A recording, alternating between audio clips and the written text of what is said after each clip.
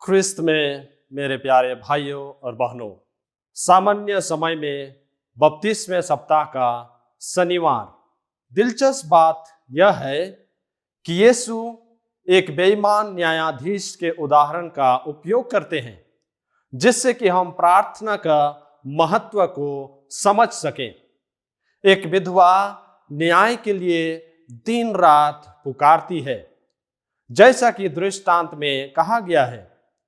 इस न्यायाधीश ने अपने शहर की एक विधवा की परवाह नहीं की, जो लगातार उसके पास न्याय के लिए विनती करने के लिए आती थी।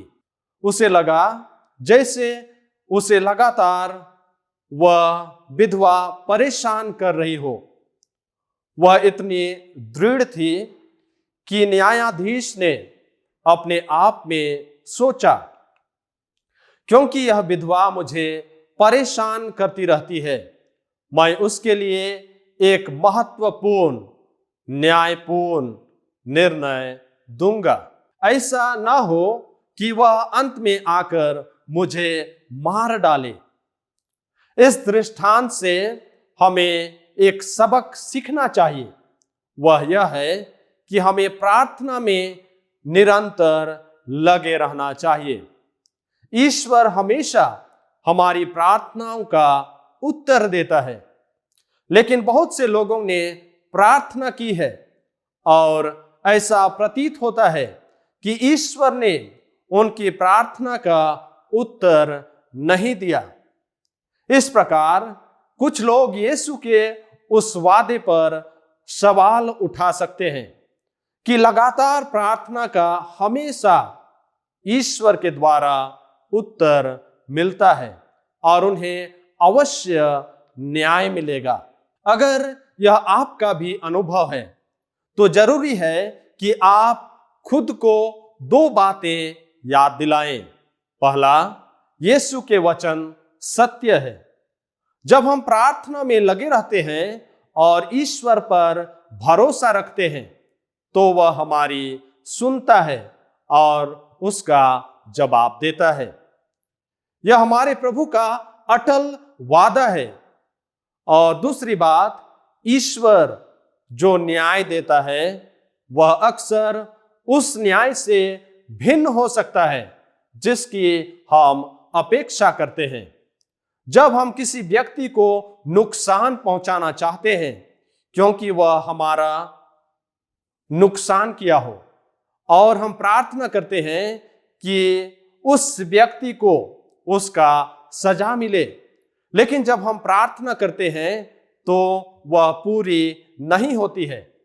इसलिए यह आवश्यक है कि हम यह जान लें कि ईश्वर हर उस प्रार्थना का उत्तर देता है जिसकी हम प्रार्थना करते हैं, लेकिन उसकी इच्छा और बुद्धि के अनुसार ही यह पूरा होता है।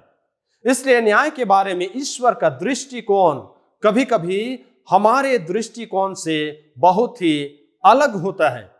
उदाहरण के लिए हम ले लें, यदि कोई आपसे अच्छा व्यवहार नहीं करता है और आप ईश्वर से उसके मन परिवर्तन के लिए प्रार्थना करते हैं, ईश्वर उस व्यक्ति को अपना वरदान देता है जिससे कि वह माफी मांग सके। हमारे ईश्वर चाहे जिस तरह से हस्तक्षेप करें, यह सच है कि वह हमेशा हस्तक्षेप करेगा और आपकी अपनी पूर्ण इच्छा को पूर्ण करने में सक्षम होगा, क्योंकि ईश्वर हमेशा हमारी प्रार्थना को सुनता है और हमारी जरूरत के आधार पर उसे पूरा करता है। हालांकि अगर आपकी प्रार्थना है कि उस व्यक्ति को जवाबदेही ठहराया जाए और उसकी निंदा की जाए, तो आप ईश्वर को यह बताने की कोशिश कर रहे हैं कि उन्हें क्या करना चाहिए और वह आपके अनुरोध को स्वीकार नहीं करेगा। हमारी सारी प्रार्थना अंततः ईश्वर की बुद्धि और ईश्वर की इच्छा के अनुसार पूरा होता है। आज हम मनन चिंतन करें कि आप ईश्वर पर कितना भरोसा करते हैं। क्या आप निश्चित रूप से जानते हैं कि वह हर उस प्रार्थना का उत्तर देगा जिसे आप उसकी ईश्वरीय इच्छा के अनुसार विश्वास के साथ उत्साहपूर्वक प्रार्थना करते हैं?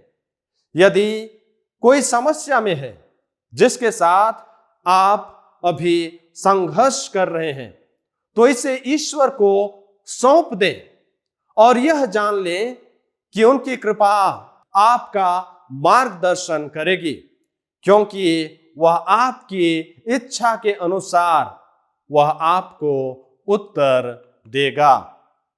कृष्ण में मेरे प्यारे भाइयों और बहनों, और इसलिए हमें निरंतर प्रार्थना करने की आवश्यकता है जिससे कि वह ईश्वर की इच्छा के अनुसार पूरा हो सके, और इस प्रकार ईश्वर हमारी हर आवश्यकता को, हर जरूरत को पूरा करेगा और हम प्रतिदिन ईश्वरीय विश्वास में दृढ़ और मजबूत होते जाएंगे। आमीन।